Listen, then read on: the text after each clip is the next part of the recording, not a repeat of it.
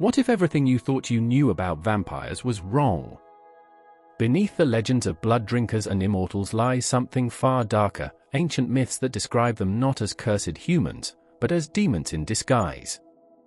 From Babylonian spirits that fed on the living, to medieval accounts of infernal pacts and soul-draining entities, the truth behind the vampire myth may be rooted in the demonic. In this episode, we uncover the terrifying origins and hidden connections between vampires and demons across world mythology. Prepare to question everything you know about the creatures of the night. Were vampires really demons? The truth in mythology. From Transylvanian legends to ancient Mesopotamian demonology, stories of blood-drinking entities predate the Gothic vampire of literature by millennia. But a deeper question lurks beneath the myth. Were vampires originally considered demons? Were these nocturnal predators the remnants of fallen spirits rather than cursed humans? To uncover the truth, we must journey through ancient religions, demonological texts, and folklore from around the world.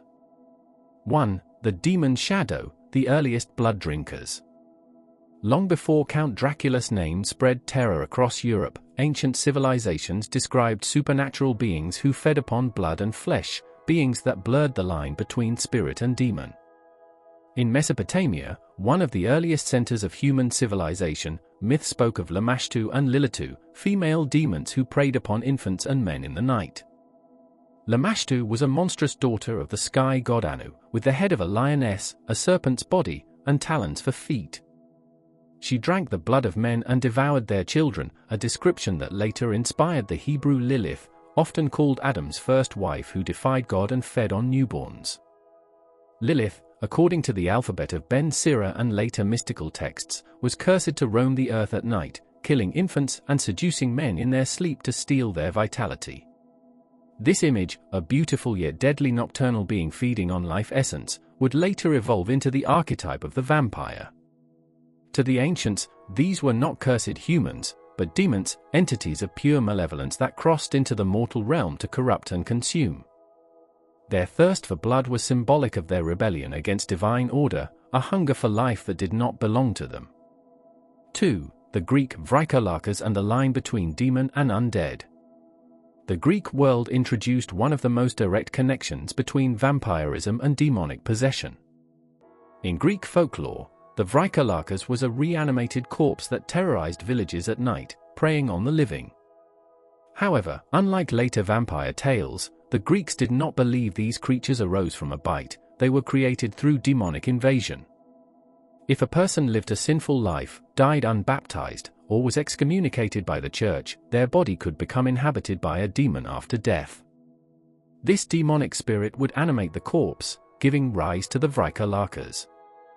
It would knock on doors at night, calling the names of the living, and those foolish enough to answer would die soon after. In this tradition, vampirism was not a disease or curse, it was a form of demonic possession. The demon used the corpse as a vessel, just as malevolent spirits were believed to possess the living.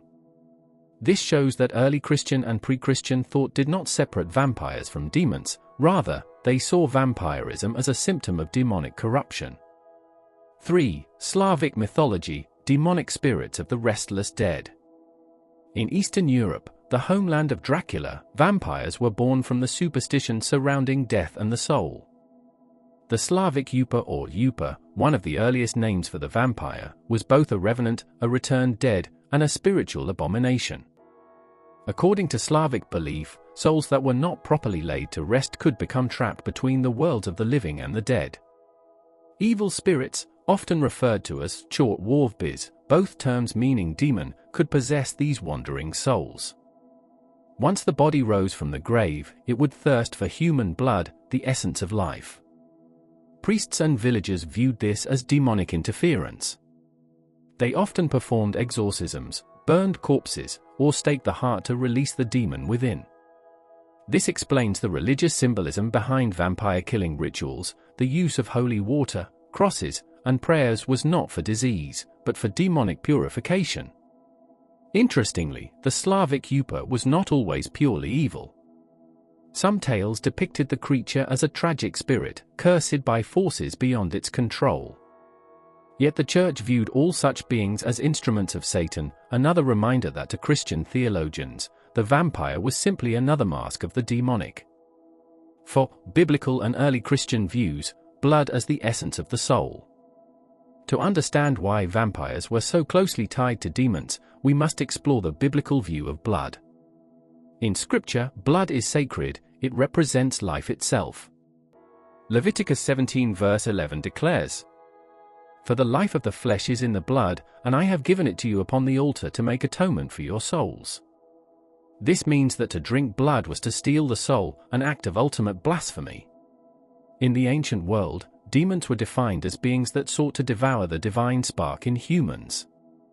Thus, a creature that literally consumed blood would be viewed as an eater of souls, a demonic parasite feeding on God's creation. Early Christian writers such as St. Augustine and Tertullian described demons as spiritual beings that could appear in physical form, torment humans, and even feed on bodily fluids. Tertullian referred to them as the breath of corruption, sustained by the passions and blood of mankind. These teachings merge seamlessly with pre-Christian folklore, creating the foundation for the vampire myth. The vampire's hunger for blood was not simply physical, it was spiritual theft, the demonic inversion of the Eucharist, where the faithful drink the symbolic blood of Christ for salvation. Thus, to the Christian mind, the vampire was a demonic parody of divine communion, a being that drank blood not to redeem but to damn. 5. The medieval church and the demonization of the vampire. During the Middle Ages, Europe was obsessed with sin, death, and salvation. The church taught that the devil's agents roamed the earth, seeking to corrupt human souls. When strange deaths occurred, unexplained plagues, bloodless corpses, or restless graves, people turned to the idea of demonic resurrection. Medieval texts like the Malleus Maleficarum, 1487, though primarily focused on witchcraft, often linked vampiric attacks to satanic pacts and unholy resurrection. The belief was that witches or sorcerers could invite demons into corpses, animating them as vampires. Even the fear of nocturnal visitors known as incubi and succubi, demons that sexually assaulted sleeping victims, contributed to the vampire myth. These demons drained vitality and life force, leaving victims weak or ill, much like the vampires of later fiction. In some traditions, the incubus could impregnate a woman, and the resulting offspring was said to be a half-demon, cursed with a thirst for blood, again, a direct link between vampirism and demonic lineage. Thus, the vampire was both a servant and a symbol of the devil, proof of the spiritual corruption that followed sin, heresy, or improper burial. The Church's rituals against vampires, exorcisms, blessings, and the use of the cross confirm that these creatures were treated as demonic threats, not merely undead pests. 6. The transformation in Renaissance and Enlightenment thought. By the 17th and 18th centuries, vampire hysteria spread across Europe, from Serbia to Austria, fueled by reports of corpses exhumed with fresh blood in their veins. Physicians and theologians debated the phenomenon. Some natural philosophers began suggesting scientific causes, decomposition, disease, premature burial, while theologians continued to insist on demonic origins. The Catholic Church even sent investigators to examine cases of vampirism. Their reports, such as those concerning Arnold Pauli in 1725, concluded that evil spirits were responsible for reanimating the dead. During this period, the vampire shifted from a spiritual to a physical monster. Yet, even as the Enlightenment tried to rationalize it, popular belief clung to its demonic roots.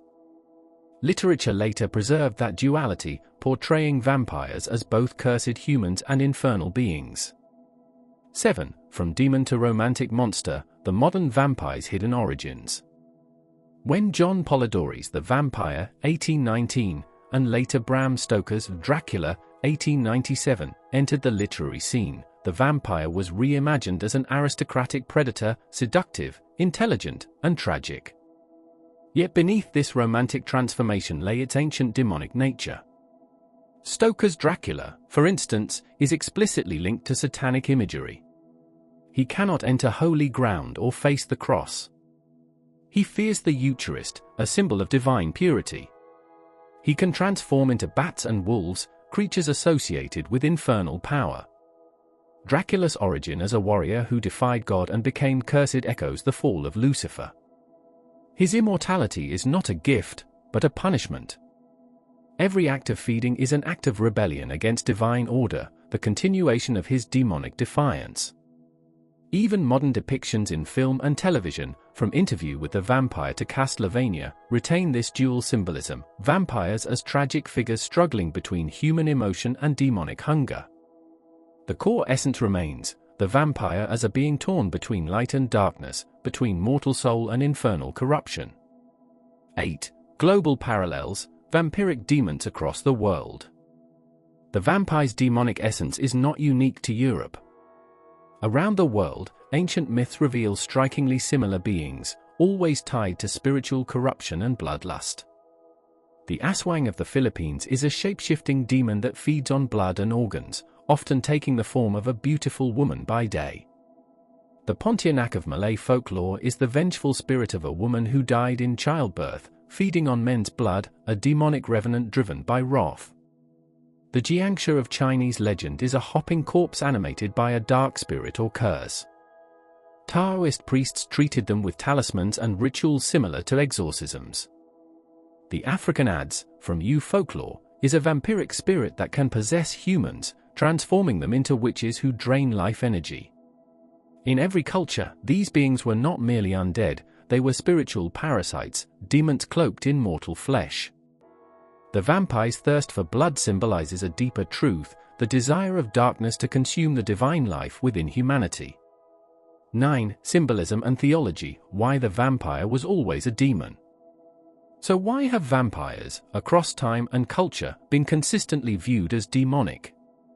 The answer lies in what blood represents, and what it means to steal it. In mythology and religion, blood is the bridge between the mortal and the divine. It is life, spirit, and identity. To consume it is to assume godlike power, to defy the natural order. This act mirrors Lucifer's rebellion, the desire to ascend and possess what belongs only to God. Thus, the vampire is a mythic embodiment of pride and rebellion, a creature that refuses death, seeking eternal life through forbidden means. Its immortality is a curse, its hunger a punishment. This is the same spiritual logic that defines demons, fallen beings who rejected divine order and were condemned to feed on human souls. When seen this way, the vampire is not merely inspired by demons, it is a demon in different skin. It represents humanity's deepest fear, that our desire for power, immortality, and pleasure could turn us into the very monsters we dread. The vampire's true face. In the end, the vampire is both symbol and warning. Across every ancient civilization, from the deserts of Babylon to the forests of Transylvania, blood-drinking entities were seen as demonic intrusions, not diseases or accidents of nature. The transformation of the vampire from demon to cursed human reflects our changing relationship with evil. Once, we saw it as an external force, a devil to be exorcised. Now, we see it as something internal, a hunger within us. But mythology reminds us of an ancient truth: the line between human and demon is drawn in blood. When one drinks life to sustain oneself, defying the natural balance, they step into the realm of the infernal. So, were vampires really demons? Yes, in the oldest myths, they were the embodiment of demonic appetite, rebellion, and unholy thirst. The vampire's elegant charm and tragic beauty may mask its origins, but beneath every modern story of eternal night beats the same ancient, infernal heart, the heart of a demon that refuses to die. If vampires were truly demons, then every legend of blood and darkness hides a spiritual warning from the past. Across cultures and centuries, the line between cursed mortal and infernal spirit has always blurred. So, what do you believe? Are vampires supernatural predators or demonic deceivers? Let me know your thoughts in the comments below. If you enjoyed this deep dive into dark mythology, don't forget to like, share, and subscribe for more forgotten truths from the shadows of history. Until next time, beware the night, for its monsters may be more real than you think.